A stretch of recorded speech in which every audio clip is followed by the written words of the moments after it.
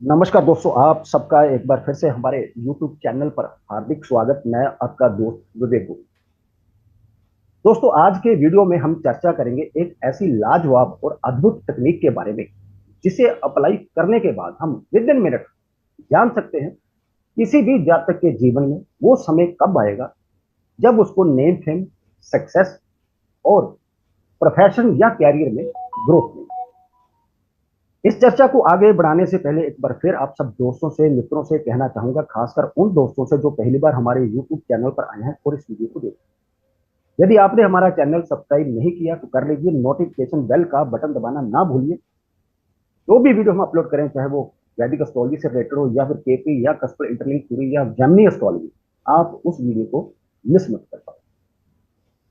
तो चलिए अपनी चर्चा शुरू करते हैं और चर्चा करते हैं उस अद्भुत तकनीक के बारे में जिसे अप्लाई करते हुए हम किसी भी जन्म चाहते ये जान सकते हैं कि उस जातक के जीवन में वो समय कब आएगा जब उसको नेम फेम, सक्सेस और प्रोफेशन या कैरियर में ग्रोथ मिलने वाला है।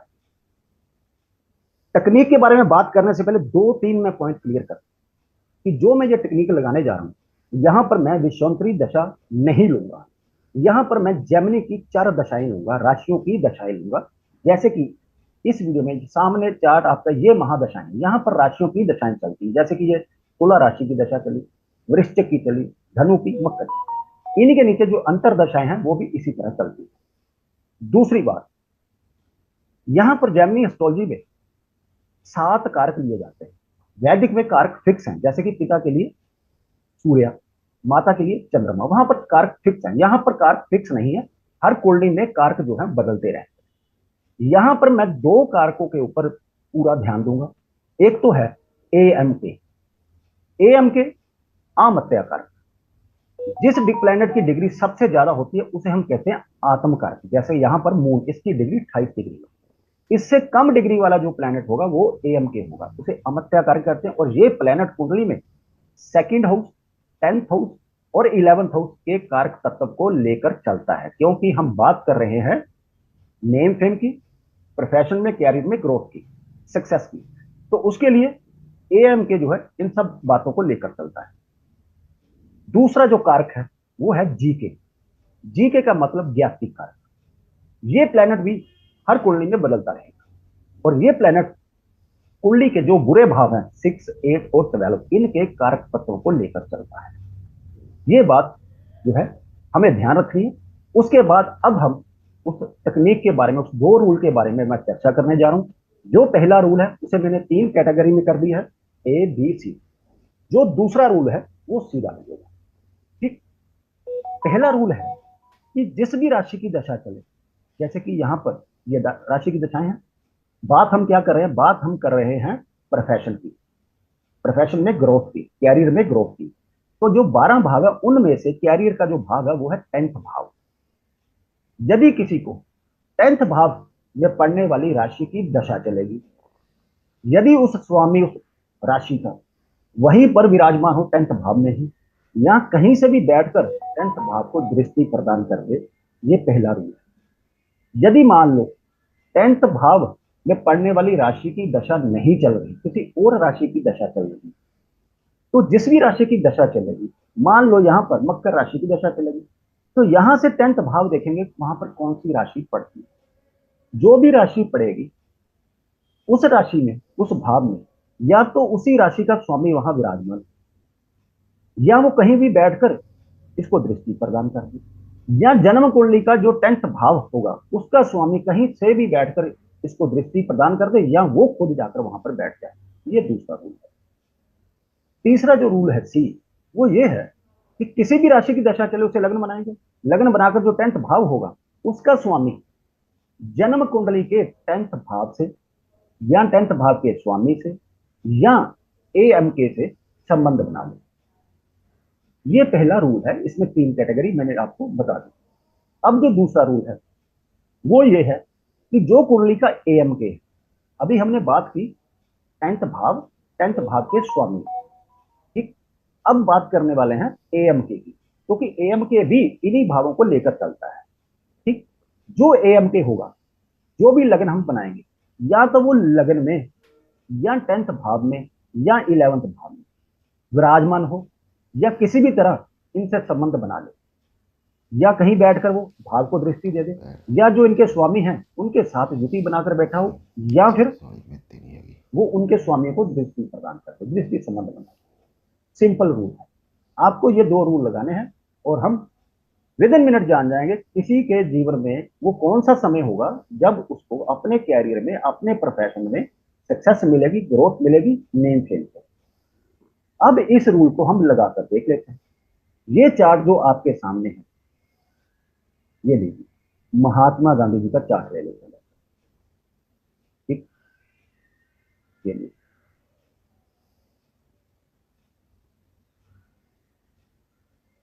ये रहा तुला लगन का इनका चार्ट है। टेंथ भाव, टेंथ भाव को देखेंगे, टेंथ भाव में टेंथ भाव का स्वामी चंद्रमा विराजमान है। इनको दशा चली 1931 से 1943 तक, कर्क राशि। और जो पहला रूल था कि टेंथ भाव का स्वामी कहीं भी बैठकर टेंथ भाव को या टेंथ भाव में ही विराजमान हो, तो वो रूल हमारा अप्लाई यहां पर हो रहा है। दूसरा रूल जो हमने कहा था एएम के बारे में, कि जब हम इसको लगन बनाएंगे, एएम के इस चार्ट में यदि हम देखेंगे तो एएम के बनता है गुरु, जी के बनता है सूर्य, एएम के गुरु है। इसका हमने कहा कि जो भी लग्न होगा वो लग्न से, टेंथ भाव से या 11th भाव से किसी भी तरह से संबंध बना ले। तो यहां पर गुरु टेंथ भाव में विराजमान है। और यदि बात करें सूर्य की, सूर्य यहां देखिए कन्या राशि में। कन्या राशि एक ड्यूल साइन है। जो ये ड्यूल साइन होते हैं, मिथुन, कन्या, धनु, मीन, इनमें बैठने वाले प्लेनेट जो है एक दूसरे को ही दृष्टि दे सकते हैं और किसी को दृष्टि संबंध किसी के साथ नहीं बन सकता। इसलिए इस रूल को अप्लाई करते हैं तो सूर्य का किसी भी तरह से इन्वॉल्वमेंट यहां पर दिखाई नहीं दे रही। इसके बाद इनको दशा चली लियो की 1943 से 1954 तक। अब यदि हम इसको लग्न बनाए, सिंह को, ये सिंह को लग्न बनाते हैं तो टेंथ भाव में वृषभ राशि है और शुक्र जो इसका स्वामी है वो तुला राशि में बैठा हुआ अपनी दूसरी में। तुला राशि एक मूवेबल साइन है, वृषभ राशि एक फिक्स साइन है। तो यहां पर शुक्र जो है उसका टेंथ भाव से दृष्टि संबंध बन रहा है। दूसरी बात, जन्म कुंडली में टेंथ भाव का स्वामी चंद्रमा, चंद्रमा यहाँ कर्क राशि में है और ये वृषभ राशि में, तो यहां से चंद्रमा भी टेंथ भाव को दृष्टि प्रदान कर रहा है। तीसरी बात जो देखने वाली है वो है कि इस चार्ट में एएम के जो बना वो गुरु बना, और गुरु का संबंध हमने कहा कि लगन से, टेंथ भाव या 11th भाव से आना चाहिए। यहां गुरु 9th भाव में, जो कि एक मूवेबल साइन है, जहां बैठकर वो लगन को दृष्टि प्रदान कर रहा है। यानी कि 1931 से लेकर 1944 के बीच इनको महात्मा की उपाधि प्रदान की गई। अब एक चार्ट और देख लेते हैं, रूल को लगाकर देखते हैं। नरेंद्र मोदी साहब हमारे देश के प्रधानमंत्री, सभी जानते हैं। अभी 2019 में इलेक्शन हुए थे और अभी जून 2024 में इलेक्शन, इनका भी तुला लगा। सबसे पहले देखते हैं यहां पर, यदि हम देखें यहां पर 1997 से लेकर 205 तक, 1005 तक, यहां पर 2012 में भारतीय जनता पार्टी ने इनको बिना इलेक्शन लड़े गुजरात जाकर मुख्यमंत्री की शपथ लेने को बोला 2001 की बात। उसके बाद इनको इलेक्शन लड़ना था कंटिन्यू रहने के लिए, तो इन्होंने फरवरी 2002 में इलेक्शन लड़ा, मुख्यमंत्री बतौर रहते हुए, और वो इलेक्शन में जीत। उस समय दशा थी कर्क की, ये रहा कर्क, कर्क राशि का स्वामी ये रहा मून अपनी नीच की राशि में, लेकिन वो मंगल के साथ है, उसका नीच बंद हो चुका है। यहां बैठकर वो जो है फिक्स साइन में है और ये हम मूवेबल साइन। और दृष्टियां यदि आपको जेमिनी की, जिनको पता है ठीक है, नहीं पता तो मैं बता देता हूं कि यहाँ जो दृष्टियां होती हैं, जो मूवेबल साइन है, वो अपने साथ लगते फिक्स साइन को छोड़कर बाकी के जितने फिक्स साइन है उनको दृष्टियां प्रदान करते हैं। इसी तरह जो मूवेबल फिक्स साइन है वो अपने साथ लगती, जो मूवेबल साइन है उसको छोड़कर बाकी के मूवेबल साइन को अपनी दृष्टियां जो है प्रदान करते हैं। और ड्यूल की मैं बात कर ही चुका हूँ कि इन ड्यूल साइन में बैठे हुए प्लैनेट एक दूसरे को दृष्टि प्रदान करते हैं।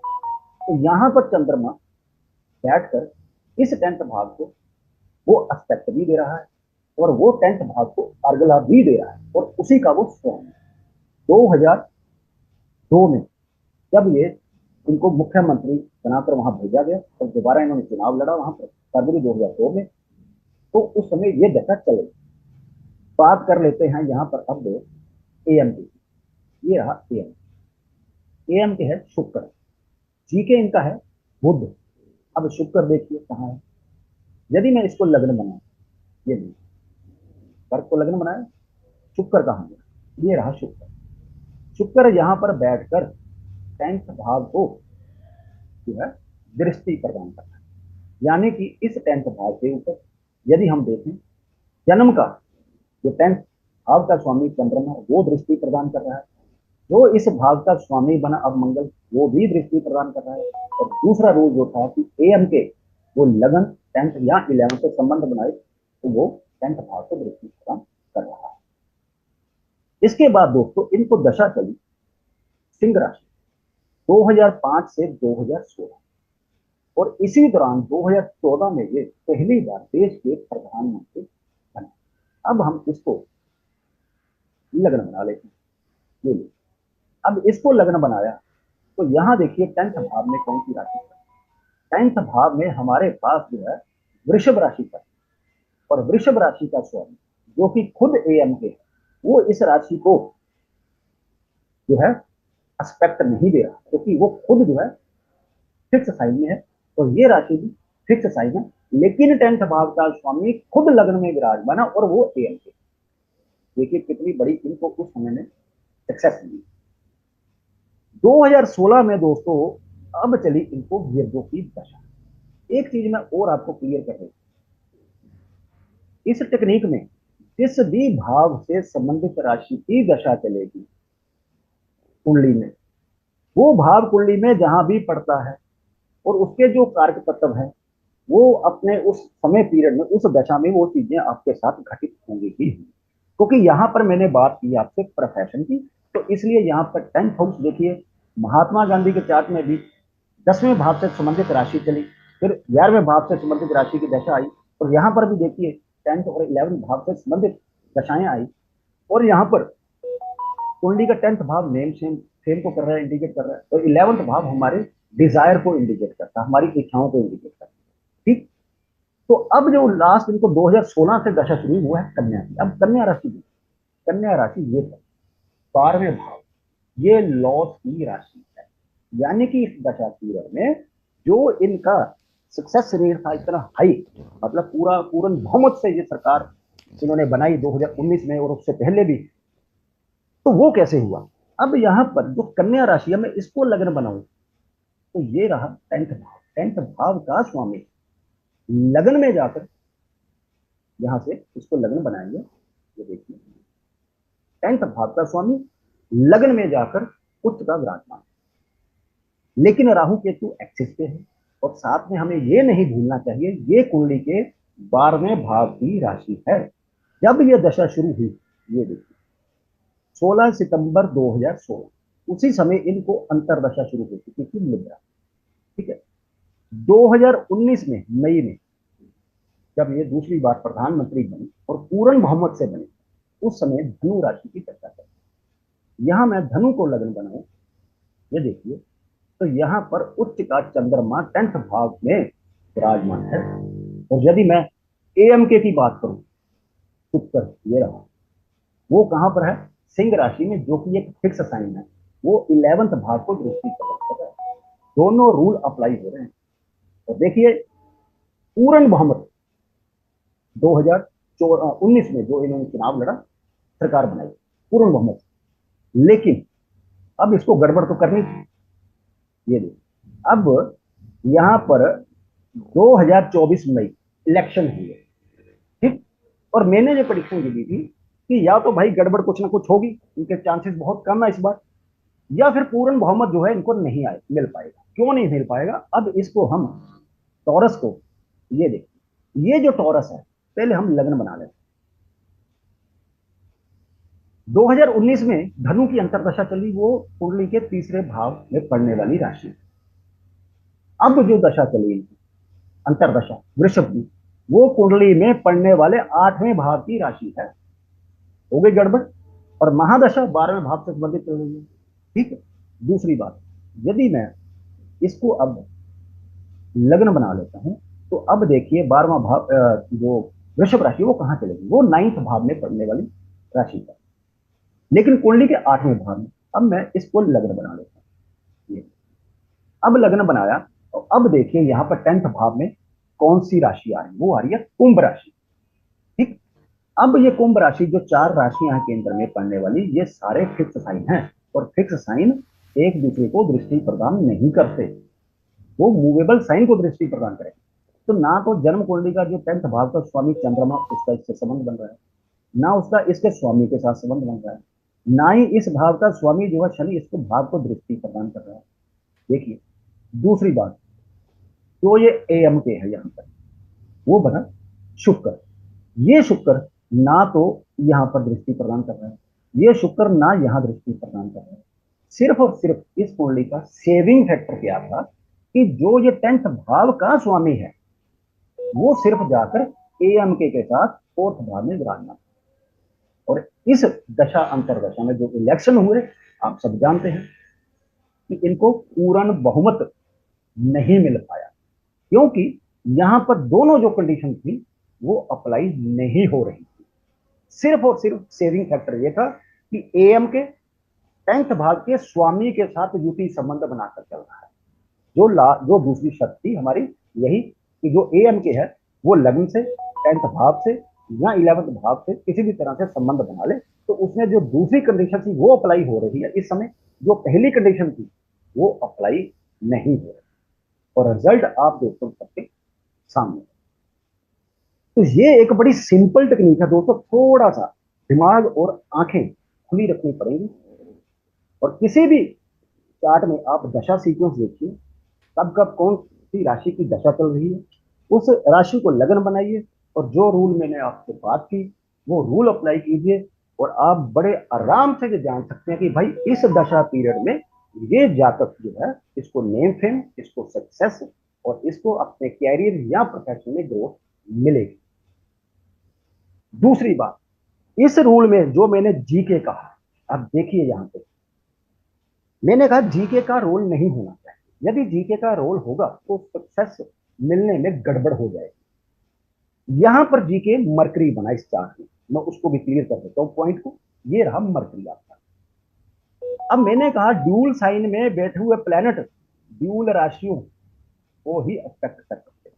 तो यहां पर जो था मरकरी, वो 11th भाव जो कि हमारी डिजायर का है, हमारी इच्छाओं का स्वामी है, वहां पर राहु महाराज विराजमान है। मरकरी जो है यहां पर अपना दृष्टि एस्पेक्ट वो दे रहा है, इसलिए इस समय पीरियड में इनकी जो इच्छा थी पूर्ण बहुमत की, वो नहीं मिली।